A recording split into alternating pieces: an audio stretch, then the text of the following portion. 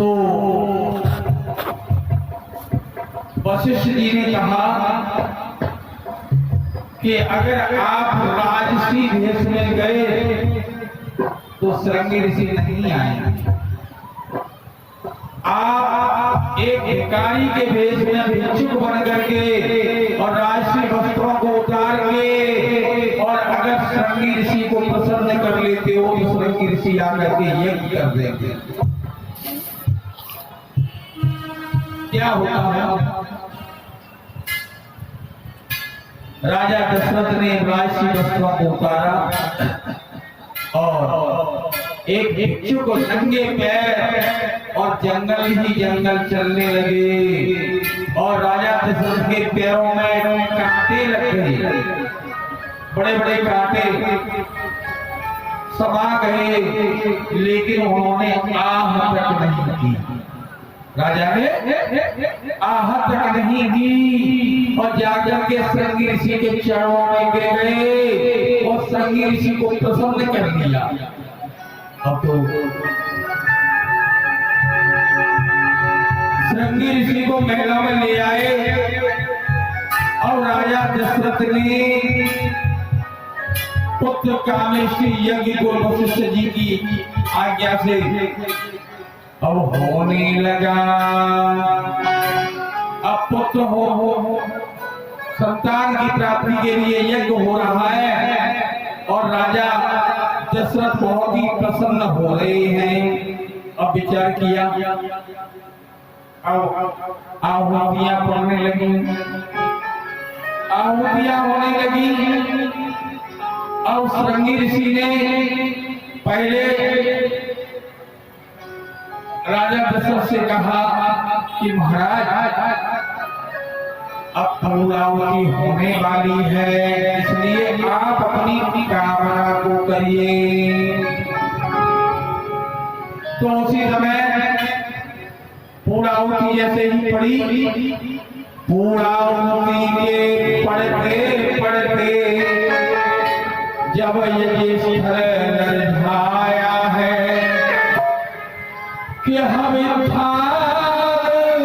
हाथ से लिए हुए अग्नि ने रूप प्रगटायो है।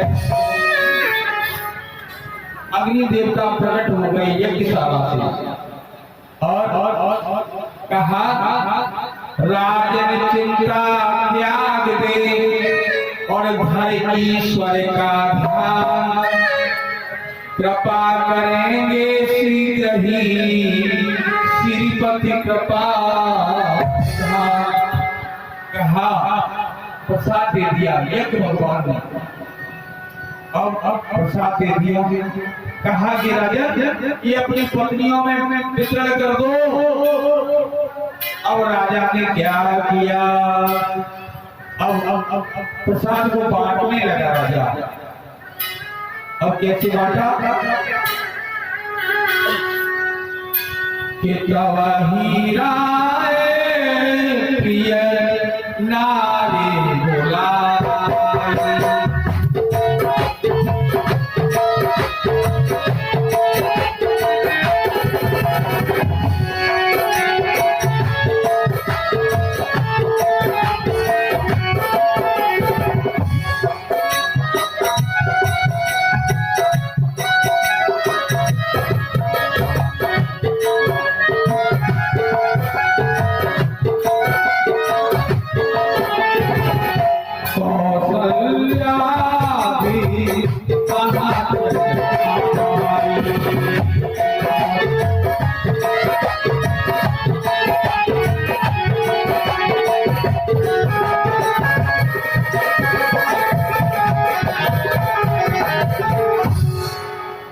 राजा दशरथ ने अपनी तीनों पत्नियों को बुला लिया और क्या किया? लेकिन अब प्रसाद कैसे बांटने लगे? बुलाया और उन्होंने प्रसाद के दो भाग किए, 1/2। कितना किया?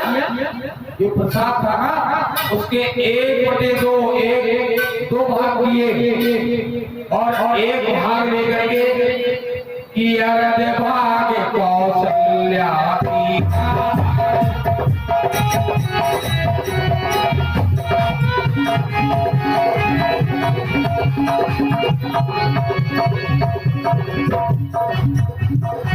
एक बटा दो कर लिए, आधा कौशल्या को दे दिया। अब आधा रह गया, उसके फिर दो भाग दिए। उभय भागे आधा गरीबा,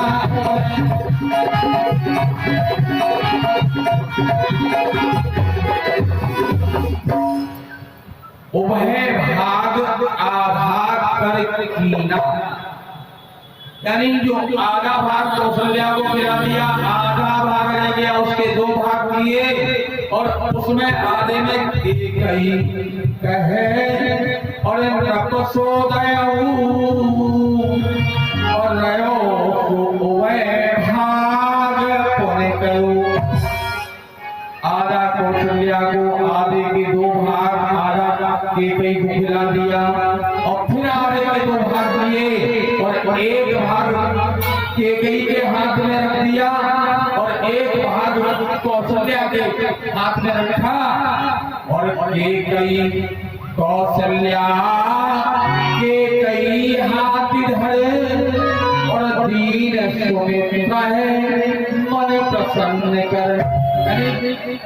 एक बटा चार जो भाग हुआ ना, वो एक कौशल्या के, एक कैकेयी के और उन दोनों से सुमित्रा जी को मिलवा दिया।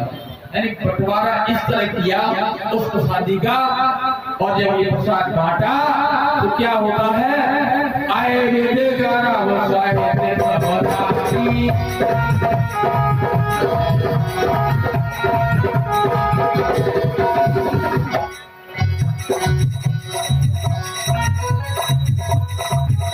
और इसी प्रसाद के प्रभाव से तीनों रानियां गर्भवती हो गई।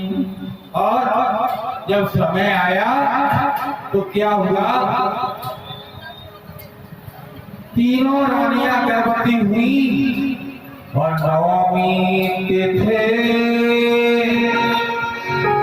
और मधुमास पुनीता शुक्ल पक्ष अवजित हरप्रीता। और आगे चल करके पवित्र नवमी चैत्र का महीना था, शुक्ल पक्ष था और मध्याह्न काल दिन के 12 बजे और भगवान मर्यादा पुरुषोत्तम श्री रामचंद्र जी ने प्रकट हो गए।